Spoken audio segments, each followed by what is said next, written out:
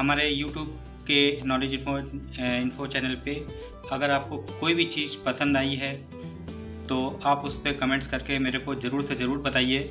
और हमारे चैनल जो यूट्यूब का है नॉलेज इन्फो, इसको ज़रूर सब्सक्राइब कीजिए और ज़्यादा से ज़्यादा आप हमें कमेंट्स करके बताइए कि हमारे चैनल में आपको क्या चीज़ अच्छी लगी और क्या चीज़ नहीं अच्छी लगी। अगर आपका राय हमारे लिए बहुत मायने रखता है, इसलिए आप ज़रूर से ज़रूर इस चीज़ को करें। धन्यवाद दोस्तों। आज मैं टॉपिक पे आपसे बात करने जा रहा हूँ कि इंश्योरेंस ज़रूरी क्यों है, वाई लाइफ इंश्योरेंस मैंडेटरी। तो मैं इस पे ये बात करना चाहता हूँ कि इंश्योरेंस जिस हिसाब से हमारा खाना ज़रूरी होता है, पीना ज़रूरी होता है, बाकी सारे काम ज़रूरी होते हैं, तो उस तरीके से हमें अपना इंश्योरेंस भी ज़रूरी होता है। आज की डेट में हर किसी व्यक्ति पे बहुत सारी जिम्मेदारियां होती हैं और कभी कभी ऐसा भी होता है कुछ अनएक्सपेक्टेड चीज़ें हो जाती हैं जो कभी किसी ने देखी नहीं होती हैं। तो हम अपने लाइफ कवर को करने के लिए इंश्योरेंस लेते हैं। इंश्योरेंस को लेते समय हम अपने बजट को भी देखते हैं ताकि हम अपने बजट के अनुकूल अपने इंश्योरेंस को ले सकें। तो यहाँ पे ज़रूरी बात यह है कि हम अपने इंश्योरेंस को क्यों लेते हैं। भाई, जिस तरीके से हम किसी भी चीज़ को परचेज़ करते हैं या हम नई चीज़ की जो ज़रूरत होती है वो हम अपनी सारी चीज़ों को लेते हैं, चाहे वो खाने पीने की हो, पहनने की हो, कोई भी चीज़ हमें ज़रूरत होती है हम उसको ज़रूर लेते हैं। तो उसी तरीके से हम लोग सजेस्ट ये करते हैं कि आप इंश्योरेंस भी लीजिए कि आने वाले किसी भी अनएक्सपेक्टेड चीज़ को जो कि किसी ने देखी नहीं है तो उसकी क्षतिपूर्ति करने के लिए हमारा इंश्योरेंस काम करता है। सपोज दैट किसी व्यक्ति ने 10 लाख का इंश्योरेंस अपनी छोटी सी एज पे लिया और वो पॉलिसी को चला रहा है, जिसका वो प्रीमियम एक अपना मंथली मोड पे भी दे सकता है, एशियस मोड पे भी दे सकता है, किसी भी मोड पे वो दे रहा है तो उसका प्रीमियम जा रहा है। अगर किसी वक्त भी उसके संग कोई कैजुअलिटी होती है, चाहे वो रोड एक्सीडेंट हो जाए, चाहे वो किसी भी तरीके से ना रहता है या उसके संग कोई कैजुअलिटी होती है, तो उस केस में हम उस व्यक्ति को वापस तो नहीं ला सकते हैं, लेकिन क्या होता है कि उनके घर वालों को एक ऐसी क्षतिपूर्ति राशि दे सकते हैं ताकि वो अपने जो भी उनके खर्चे हैं, मंथली के जो एक्सपेक्टेड रेशियो के जो खर्चे हैं वो कम से कम बीट आउट हो सकें। भाई, जाने वाले की कोई भी पूर्ति नहीं कर सकता है।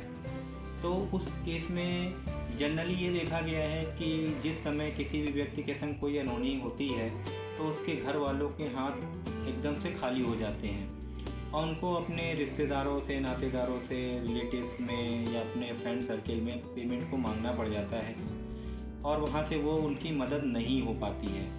तो उस क्षतिपूर्ति को कम करने के लिए हमारा सजेशन ये है कि इंश्योरेंस हर व्यक्ति को लेना चाहिए और अपने बजट के अकॉर्डिंग लेना चाहिए, ताकि अगर कोई कैजुअलिटी हो जाती है तो उस केस में उनके घर वालों को कोई ज़्यादा परेशानी ना हो, ताकि उनके सारे खर्चे उसी रूटीन पे चलते रहें जिस रूटीन पे वो पर्सन अपना चला रहा था। तो इसलिए ह्यूमन लाइफ बहुत ज़रूरी है। लेकिन ऐसा नहीं है कि आप किसी भी चीज़ को ज़्यादा से ज़्यादा ले लें। आप अपने बजट को, अपने पॉकेट को देखते हुए आप छोटी से छोटी पॉलिसी भी ले सकते हैं और बड़ी से बड़ी पॉलिसी को भी ले सकते हैं, ताकि वो आपके किसी वक्त भी काम आ सकती है। लेकिन जनरली ऐसा नहीं होता है। कुछ ही केसों में ऐसा होता है कि पर्सन की डेथ होती है या अनएक्सपेक्टेड क्लेम्स होते हैं, लेकिन नहीं तो जनरली ऐसा होता है कि आपकी पॉलिसी पूरी चलती है और आपको पॉलिसी का पूरा पेमेंट विथ बोनस के मिलता है। तो इसलिए आपका जो एक लाइफ इंश्योरेंस है वो बहुत ज़रूरी है। तो हर व्यक्ति को अपना लाइफ इंश्योरेंस अपने पॉकेट के अकॉर्डिंग, अपने प्रोफेशन के अकॉर्डिंग ज़रूर से ज़रूर लेना चाहिए। तो दोस्तों, आज के लिए इतना ही, बाकी के लिए नेक्स्ट वीडियो। धन्यवाद। आज मैं आपको डीमेट के विषय में कुछ जानकारी देने जा रहा हूँ कि डीमेट क्या होता है। डीमेट हमारा एक इलेक्ट्रॉनिक लॉकर होता है जिसमें हम अपने शेयर को बाय करते हैं और उसी से हम उसको सेल करते हैं। तो डीमेट लोग बोलते हैं ना डीमेट मैंने खुलवा लिया है, मैंने ये चीज़ खरीद ली है, मैंने ये शेयर खरीद लिए हैं, तो उसी के लिए मैं आपको बताने चाहता हूँ कि डीमेट के लिए सबसे पहले हमको मतलब अगर हमको सपोज दैट कोई शेयर बाय करना है तो बाय करने के लिए सबसे पहले मेरे पास डीमेट होना चाहिए।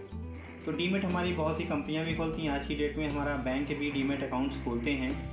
तो ये अकाउंट हमारे जो सेविंग अकाउंट होते हैं उनसे ये अलग होते हैं। मतलब हम इसको सेविंग और करंट अकाउंट से अगर देखा जाए तो ये दोनों चीज़ें अलग होती हैं। सेविंग करंट हमारा एक अलग अकाउंट होता है और डीमेट अकाउंट हमारा एक अलग होता है, जिसमें हम केवल अपने शेयर को ही ट्रेड कर सकते हैं और सेल कर सकते हैं। तो उसके लिए सबसे पहले हम चाहें वो बैंक से खोल सकते हैं, और या हमारी प्राइवेट कंपनियां भी बहुत सारी हैं जो कि डीमेट अकाउंट्स खोलती हैं। तो सारे नॉर्म्स के साथ उसमें हमें KYC के साथ फ़ोटो, ID, एड्रेस, आधार, पैन, और पैन मैंडेटरी है, बिना पैन के कोई भी डीमेट अकाउंट नहीं खोलता है। तो ये सारी चीज़ें दे के पहले हमें डीमेट अकाउंट अपना एक्टिव कराना पड़ता है। जब हमारा डीमेट अकाउंट एक्टिव होता है तो उसमें हम अपने फंड को चाहे वो डिजिटली माध्यम से या फिर हम चेक के माध्यम से अपने उस कुछ भी पेमेंट को पहले हम अपने डीमेट अकाउंट में डालते हैं। जब हमारे डीमेट अकाउंट में वो पेमेंट आ जाता है तो उससे फिर हम किसी भी शेयर को ख़रीद सकते हैं। आप A से लेकर Z तक के किसी भी कंपनी के शेयर को आप ले सकते हैं, बाय कर सकते हैं। जितनी क्वांटिटी में चाहें आप उतनी क्वांटिटी में बाय कर सकते हैं। सपोज दैट आपने कोई भी एक शेयर ख़रीदा, सपोज दैट उसकी वैल्यू 100 रुपये की है और आपने अगर 10 शेयर ख़रीदे तो आपका 1000 रुपये में आपके 10 शेयर वो अवेलेबल होते हैं। तो 10 शेयर आपने 10 शेयर ख़रीदे हैं तो वो शेयर आपके सीधे सीधे क्या होंगे कि जो डीमेट में आपने अपना अकाउंट बैलेंस बना रखा है वहाँ से आपके 1000 रुपये डेबिट हो जाएंगे और आपके 10 शेयर आपके अकाउंट में दिखने लगेंगे। उसके अलावा आप किसी दूसरी कंपनी के भी शेयर को वहाँ पे होल्ड कर सकते हैं। पहले हमारा क्या होता था, ये सारी चीज़ें ऑफलाइन चलती थी। किसी भी कंपनी का आप शेयर खरीदते थे तो उसके आपको कागज़ मतलब कि पेपर फॉर्मेट के रूप में आपको मिल जाता था कि ये आपने शेयर इतने खरीदे और ये आपका एक बॉन्ड होता था। क्योंकि सारी चीज़ें गवर्नमेंट ने ख़त्म कर दी हैं, सारी चीज़ें डिजिटलाइजेशन कर दी हैं, तो उस केस में आपके सारे शेयर डिजिटल माध्यम में आपके डीमेट अकाउंट में रखे जाते हैं, जिसको हम एक जनरली इलेक्ट्रॉनिक लॉकर भी बोल सकते हैं कि कभी भी आप उससे अपना ख़रीद भी सकते हो और किसी भी वक्त आप बाय भी कर सकते हैं। इसमें आपको ओवर लिमिट भी मिल जाती है कि आप कितना ख़रीद रहे हैं, तो इंट्राडे ट्रेडिंग भी चलती है इसमें। तो अकॉर्डिंग टू डीमेट का सीधा सा रूप है कि हम अपने शेयर को जो भी ख़रीदते हैं वो हमारे सारे डीमेट अकाउंट में ही आके होल्ड होते हैं और वहीं से हम उसको बेच सकते हैं। तो इसके लिए आपको कहीं जाने की ज़रूरत नहीं पड़ती है। अगर आपका बैंक है तो बैंक भी इस समय आपके डीमेट अकाउंट खोलते हैं, तो अपन में बैंक से भी बोलकर अपने डीमेट अकाउंट खोल सकते हैं, या प्राइवेट किसी भी इंस्टीट्यूशन में जाके आप इस अकाउंट को ओपन करा सकते हैं और शेयर जो लेना चाहता है तो इस तरीके से शेयर आप परचेज़ कर सकते हैं। तो दोस्तों आज इतना ही। अगर हमारा वीडियो आपको अच्छा लगा हो तो ज़रूर से ज़रूर कमेंट्स करके मेरे को ज़रूर से बताएं। धन्यवाद दोस्तों। नॉलेज इन्फो के यूट्यूब चैनल पर आप सभी का बहुत बहुत स्वागत है।